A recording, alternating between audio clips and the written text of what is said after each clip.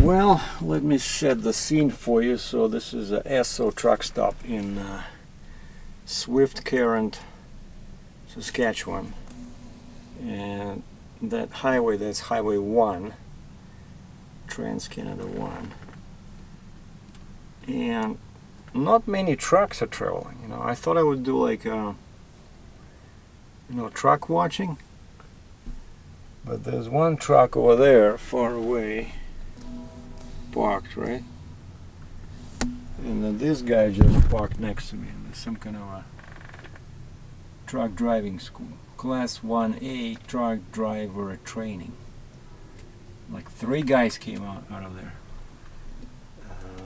I guess one was the instructor because he was acting very cool and he was older, and then there were a couple of guys and they were checking my truck out, and I heard one of them say, Sergey.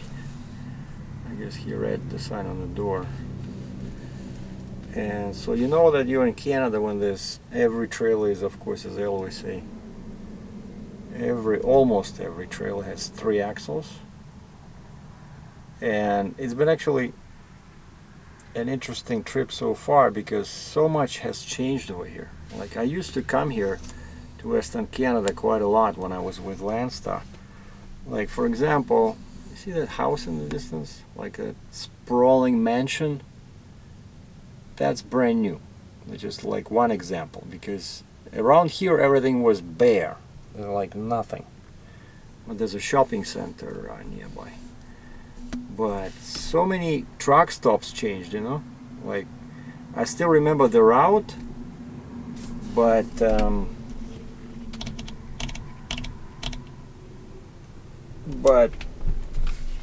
sorry, I gotta change the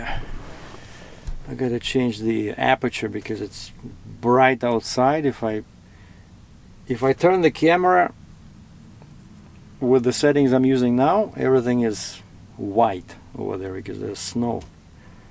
But yeah, I still remember this route, but it's been at least 5 years. I think I used to come here a lot when I was with Landstar, right, which was 2010 to 2014, because those sons of never had enough loads for Canadian BCOs or owner operators, and I was always like driving like crazy. So no wonder when I finally sold that Yellow International, it had 800,000 miles on it.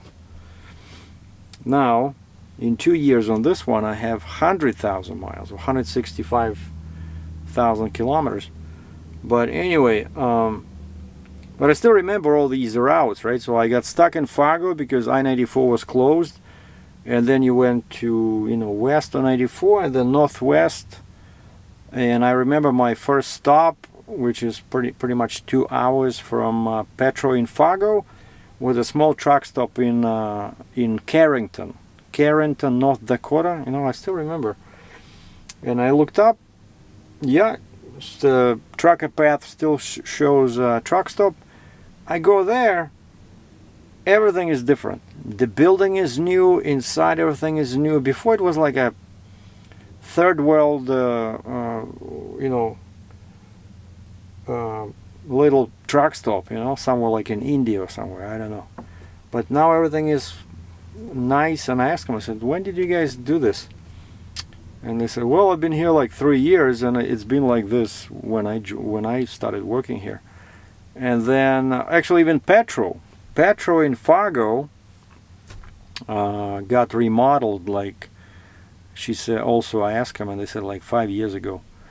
And now they have fancy coffee in there, so I was able to get my Americano. Everything inside is nice, And so yeah, Petro in Fargo is new to me. Carrington, everything is nice.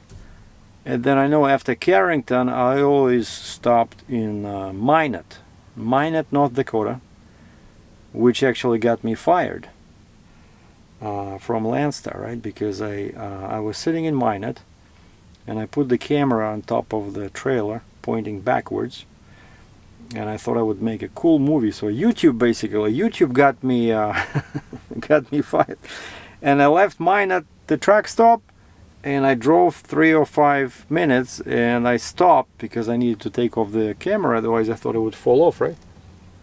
And that's it. Oh, you're not supposed to stop on the shoulder. That's our corporate policy, which is of course all fine and dandy. But anyway, so I still remember these, right? All these places. So yeah, stop one, I always spend the night in Fargo because there was a nice coffee shop next to it, and now it's gone, but now there's fancy coffee inside Petrol.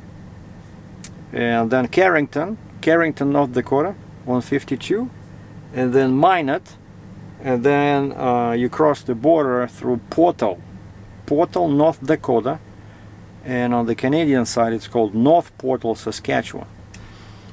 And I called ahead because I didn't want to cross the border at night. I called ahead. I called duty free. I said, you guys still have parking over there? Because it's been a while since I've been here. You allow overnight parking? And they said, oh yeah, lots of parking.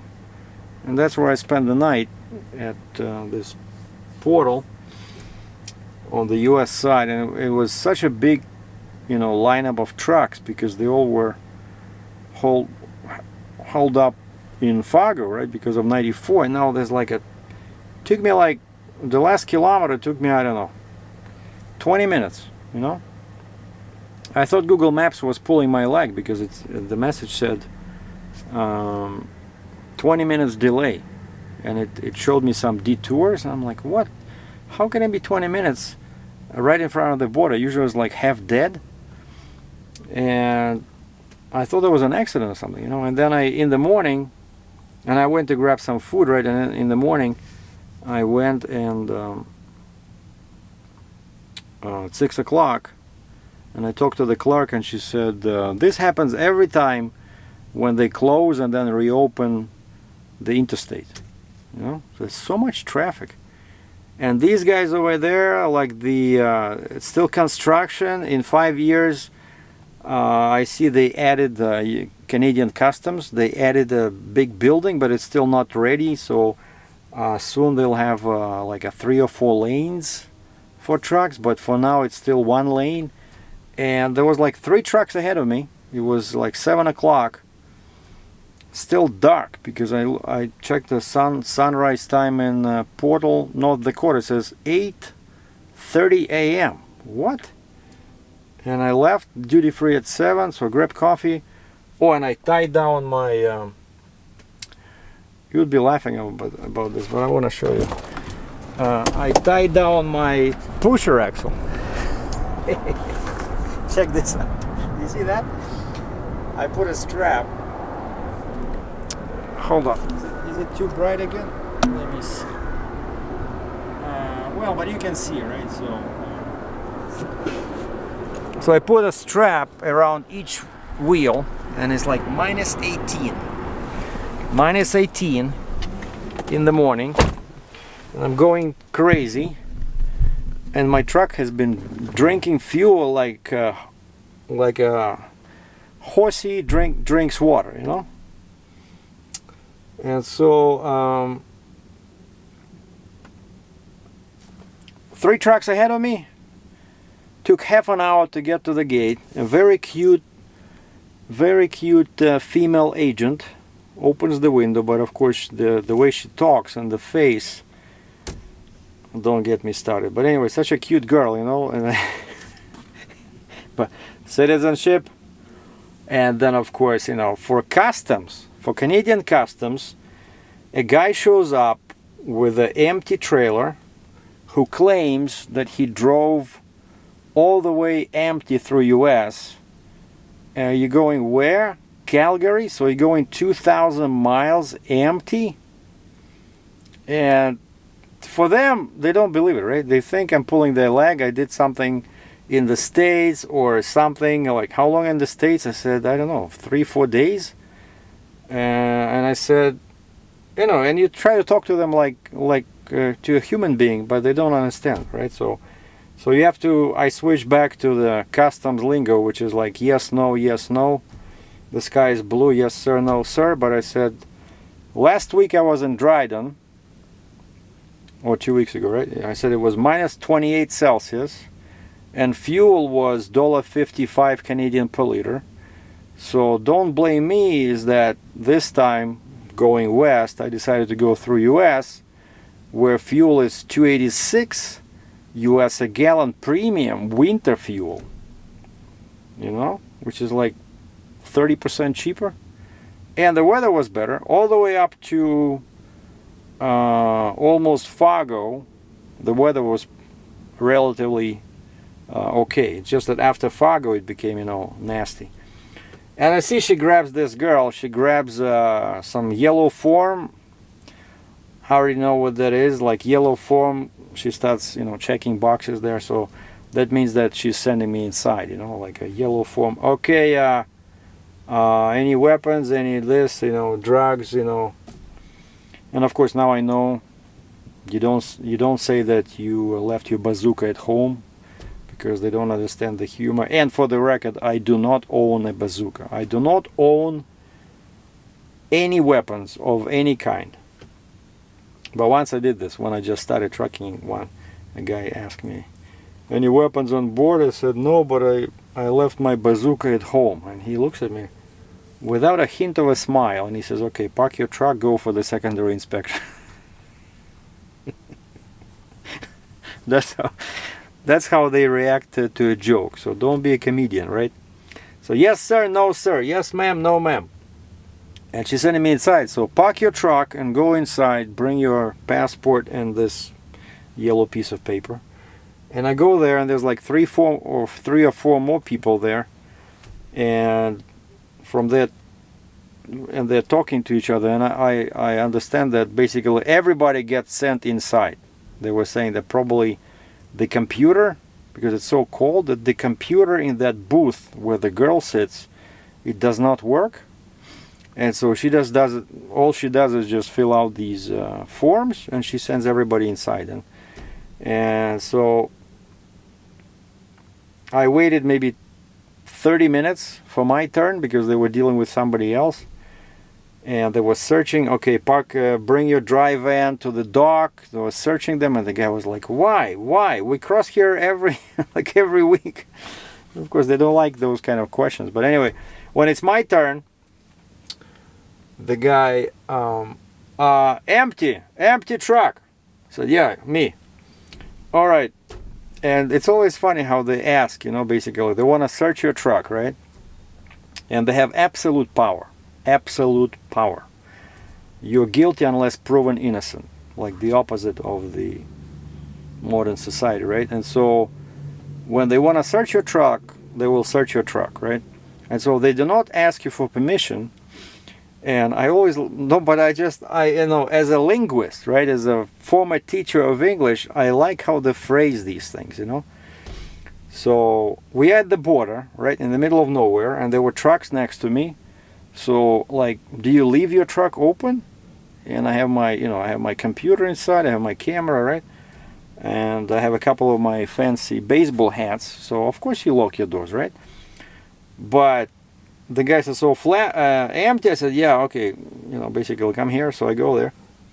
And he says, that's his question. He says, is the truck locked? Love it. Love it, you know. Not like, all right, we're going to search your truck, we need your keys, you know. No, they don't say that, right? They just kind of like matter of factly, you know. Is the truck locked? I said, no, and I don't wait for him, I give him my key. Okay, wait here. Oh, and he says, am I going to find anything illegal? I said, no. Okay. So he comes back maybe 20 minutes later, gives me back my passport. Okay, good to go. So yeah, so I look at my logbook, and it shows I spent over an hour just to cross one flimsy port, half broken. Everything is like under construction, one lane. And before they used to have like one lane for cars, one lane for trucks. Now that's it. Even the lane for cars is closed.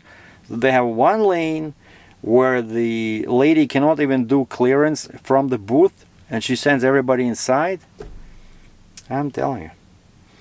But to be fair, you know, if you're crossing at a place where they have not seen you for 5 years, and you're driving a truck they have never seen, and this truck has a plate that they have never seen, they're gonna take their time, right? Because I haven't been here for a long time, and again, when last time I was here, I had my international truck, so of course the license plate was different. But they see on the computer that yeah, I'm you know, I'm crossing regularly, but all the time, like 9% out of 10, I'm crossing either Buffalo or Port Huron, or I'm going back, you know, Sarnia, Ontario, or Fort Erie, Ontario, right? So that's where I cross. It's because this previous company where I worked, right, they never sent me to Western Canada. As soon as I left Landstar, that's it. That's when I stopped coming here. I guess because I had the pusher axle. Actually, so one guy passed me today. I think it was in Ontario. I think the plate was Ontario, and this guy had the 3 axles and then 1 lift axle on the trailer. And I saw that they took they took the tires off. The wheels were still there, but they took the tires off the lift axle. So this is so crazy. To me, it's so crazy. But so far, I didn't go yet through any scales. But I hope they'll be satisfied with my straps, because that's what they want here, right? They don't want people to drop the axles down by mistake or something. And so my argument will be, if they ask me why I strapped it like that, because there's nothing else I can chain over there, you know, like there's nowhere. And I figured, hey, at least I'll do like this so they can see the strap. And so if I try to push this little button over here, it'll break my fenders. Okay, it'll break the fenders, and of course I don't want that, right? But anyway, so I decided to stop here at this Swift Current, even though I only did, like, I forgot, 400 kilometers today.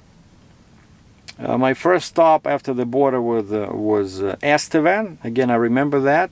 And now there's a new thing, actually. The guy when we were sitting there waiting for it to be cleared, I said, I asked the guy, because he said they were running like Winnipeg, Toronto all the time, and this time they were coming from California or something, like a team, husband and wife, you know, dry van. And actually he told me that they're not too far from my location, and he says they have oversized and heavy haul loads.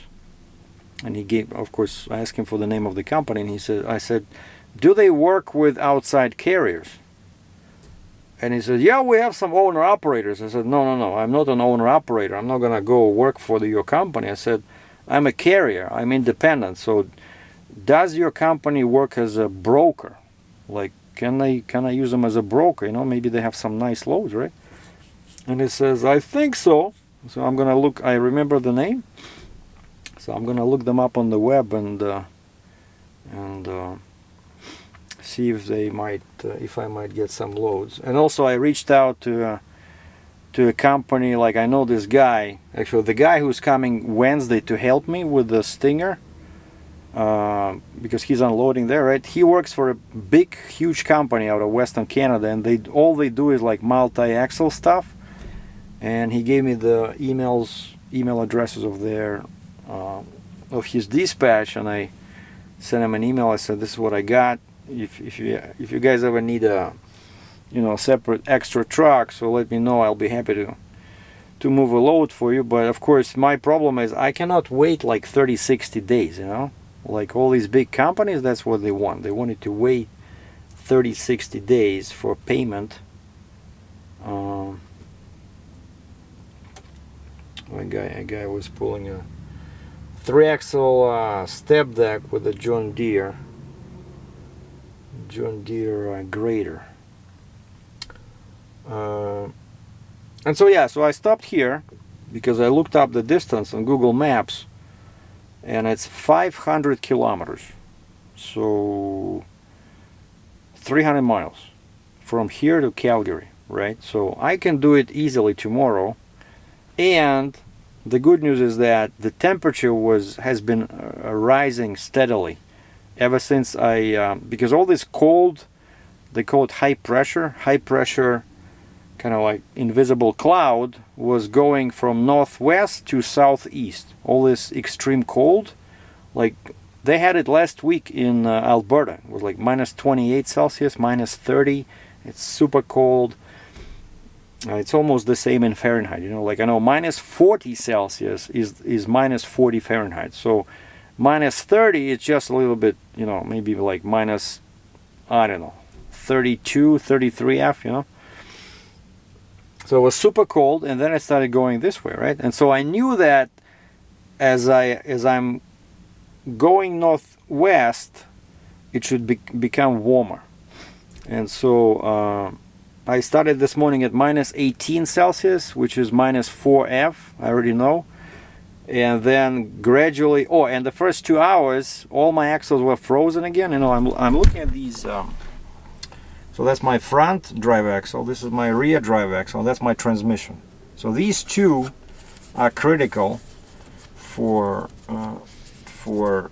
cold weather, because when they stop, when they sit like this at the bottom, you start, you know, burning fuel. At least in my case, I start burning fuel like crazy, you know. And I noticed, like when it's super cold, like the first hour, you're just warming up the axles and the transmission, because especially when it's like windy and it's super cold, you know, it just, everything gets frozen. And so I get tired of fueling every day, and so I just dropped half a gear, and for 2 hours from Estevan, Saskatchewan, where I stopped to grab coffee there at Tim Hortons, I drove for 2 hours in 8 low, or gear 17, at 50 miles per hour, 80 kilometers an hour.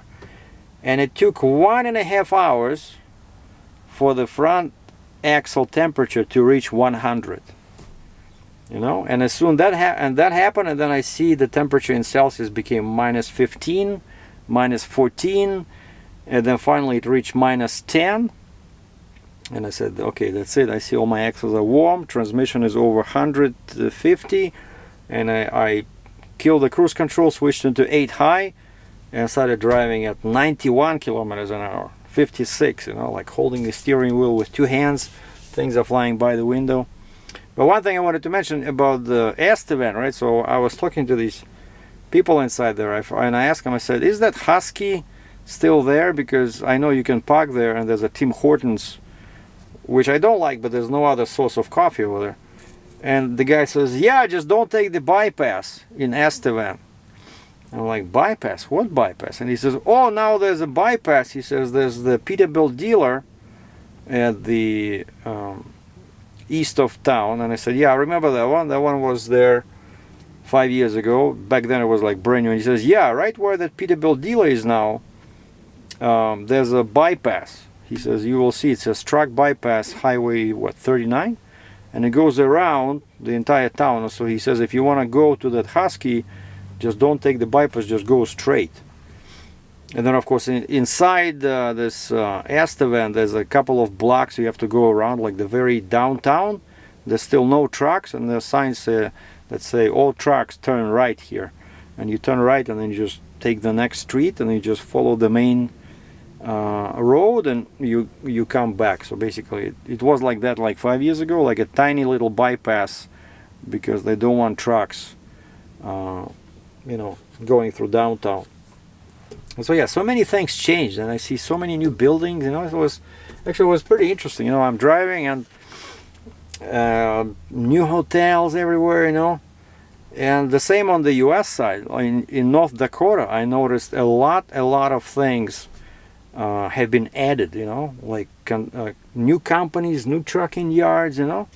So it's like a trip down memory lane, you know. Because yeah, like I said, seriously, I haven't been here in 5 years.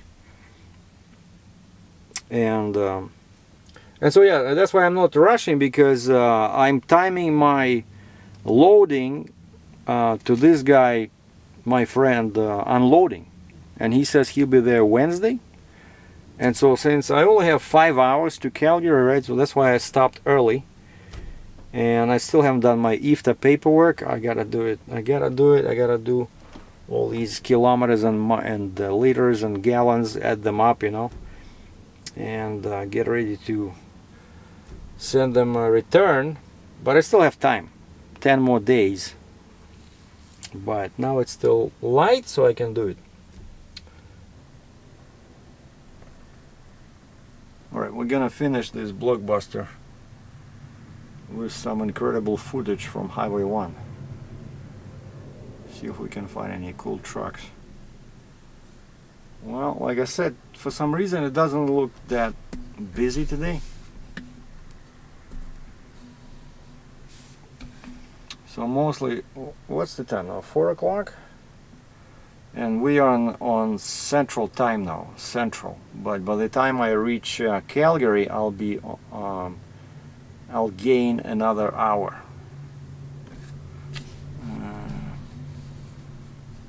And as you can see, lots of people are driving pickup trucks. We have a tanker on the opposite side, double trailers.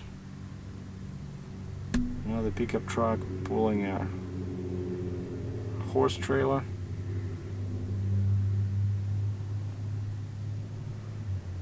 Or lubricant, go up. And there was a Mack. And by the way, that's why I see that like a super heavy, double tanker, right? So that's a lot of weight. And again, that's the second one. And the guy has 8 axles. Like, that's serious, It's like a B train, right? And that's when why I bought the Mack, right? Because I saw all these. All right, here we got a K-Whopper W900. And that's why I got a Mack, because I saw them here, in the West, pulling these humongous trailers. And I know all Macks, right? They no longer have a big engine. So all they have is a 13-liter engine, right? But I remember, I'm telling you, this thing was struggling. Like my truck, it didn't like heavy loads, but things became much better when I changed the axle ratio from 391 to 410. Like, that small engine definitely needs, for something heavy, you need 410 at least. Yeah, I see not much happening here. And there's a shopping area, there's a Walmart, there's a bunch of stores, about 5 minutes that way. And like the way this yellow truck is going, that's towards Calgary.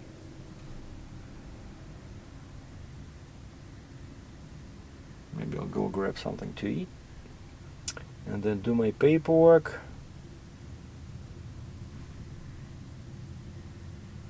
So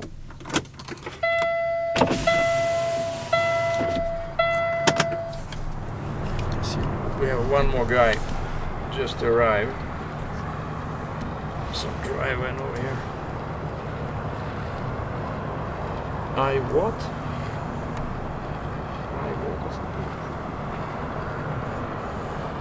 And this is already like a industrial area. So it's all like kind of like warehouses and stuff like that.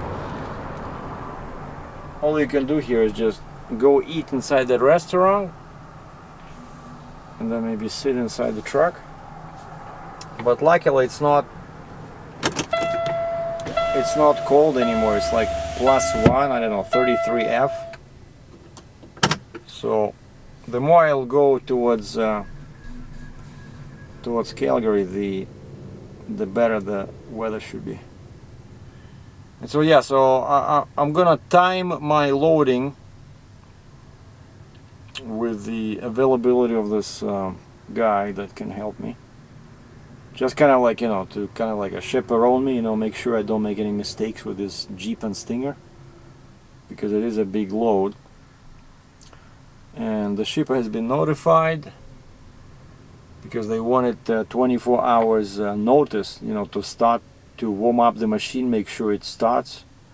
But now it's not that cold, so we should be good. But I did tell them, I I talked to my customer this morning and I said, yeah, I'll be there Wednesday because there's a guy coming with his load, and once he's done with his load he'll help me. And so I think since this is my first time with a Stinger, with this particular Stinger, I said I'll feel better if somebody kind of like, you know, supervises me, right?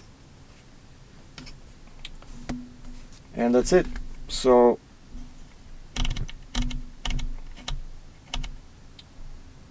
I had an interesting call today. Like, I'm trying to find a load.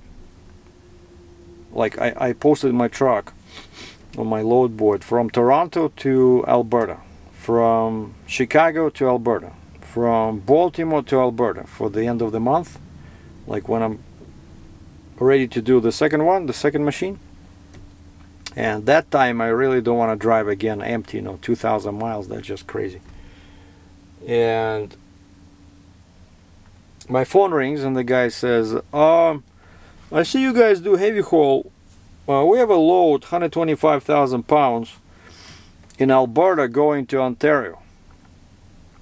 I said, son of a gun, I said, I already have 2 loads out of Alberta going to Ontario. I said, I need a load from Ontario to Alberta. You have anything? The guy says, oh, no. I said, I don't know what's going on. Why nobody's shipping anything, you know, going west, but everything seems to be going east, from Western Canada to Eastern Canada. I guess maybe it's like that time of the year or something. I don't know. But anyway, so I asked this guy, I said, you know, give me a call if you see something going this way. Then maybe we can make some money together, you know. But other than that, that's all I wanted to say. So, oh, I made this handy little table here. So now, because on my screen everything is metric, you see over there it says 41.7. That's liters per 100 kilometers, right? And I made this little table. So now I know, like 41, that's between 39 and 47, and that's US miles per gallon. So 39 liters is 6 miles a gallon. 47 is 5. Okay, and when it was very cold and very windy, I was between these two. I was between 4 and 5. It was ridiculous. Like 4.5 miles a gallon empty, because it was so cold. But today, once it heat up and it became nice, right, like minus 10 Celsius, I was doing 37 liters, 37 per 100 kilometers, which is like 6.2 miles per gallon. So, but you see here, it was windy and we had some big hills, so the fuel mileage dropped to 41, which is probably like 5.9, 5.8 gallons. So hopefully, as I'm going towards Calgary tomorrow, it's going to improve, so the fuel mileage should be okay.